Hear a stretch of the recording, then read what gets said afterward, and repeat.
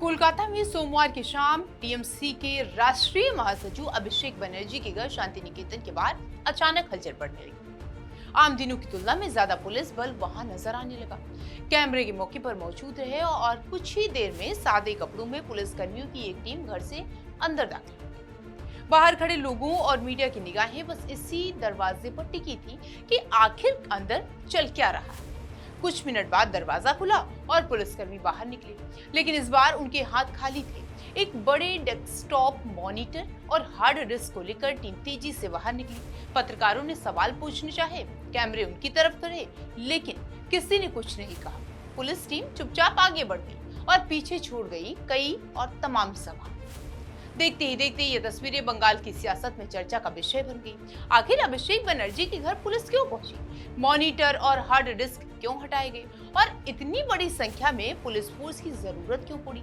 बताया जा रहा है कि जो मॉनिटर हटाया गया वो सुरक्षा स्कैनर और आसपास लगे कैमरों की निगरानी से जुड़ा था। ये वही सुरक्षा इंतजाम थे जो पहले अभिषेक बनर्जी के घर के बाहर लगाए गए थे। पुलिस अधिकारियों का कहना है कि सुरक्षा व्यवस्था में बदलाव के बाद सरकारी उपकरणों को वापस लेने की प्रक्रिया चल रही थी, इसीलिए टीम वहां पहुंची। मंत्री दिलीप घोष का कहना है कि ये सब कानून के तहत हो रहा है, कानून से ऊपर कोई नहीं। कर नहीं पा रही थी, नहीं है, कर नहीं रही थी। पुलिस के साथ इतना दोस्ती है सारे क्रिमिनल्स के, अब पुलिस को हाथ उठाना मुश्किल पड़ रहा है। अब पब्लिक जिस ढंग से एग्रेसिव हो रही है बंगाल की, तो कानून व्यवस्था बिगड़ जाएगी, पुलिस को भी बचाना मुश्किल हो जाएगा। इसलिए कानून का रक्षा करे और कानून के आधार पर काम भी करे, ये हम भी, सरकार भी चाहती है, जनता भी चाहती है। लेकिन कहानी यहीं से दिलचस्प हो जाती है, क्योंकि 4 मई के बाद से अभिषेक बनर्जी की सुरक्षा पहले में कमी देखी गई। पहले जहां उनके आवास यानी Z+ सुरक्षा के घेरे में वो रहता था, कई पुलिस यूनिट्स तैनात रहती थी और बख्तर बंद वाहन भी मौजूद रहते थे। वहीं पिछले कुछ दिनों में ये तस्वीर बदल चुकी है, सुरक्षा कम हुई और अब उसी बीच पुलिस टीम का इस तरीके से घर पहुंचना सियासी चर्चा का बड़ा मुद्दा बन गया है।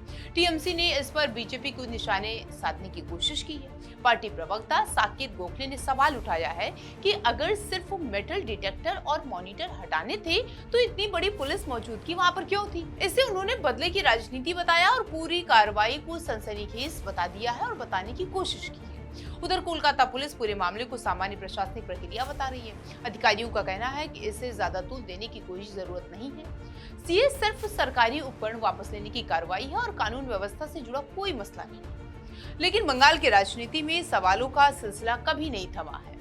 अगर सब कुछ सामान्य था तो पुलिस अफसर कैमरों से बचते हुए बिना जवाब दिए क्यों निकल गए? सादे कपड़ों में टीम क्यों पहुंची? और सबसे बड़ा सवाल ये कि क्या ये सिर्फ सुरक्षा उपकरण हटाने की प्रक्रिया थी या इसके पीछे सियासत की कोई और कहानी छिपी थी? फिलहाल तस्वीरें सामने हैं, सवाल बरकरार है और बंगाल की राजनीति में इस पूरे घटनाक्रम में एक नई बहस जरूर छिड़ी।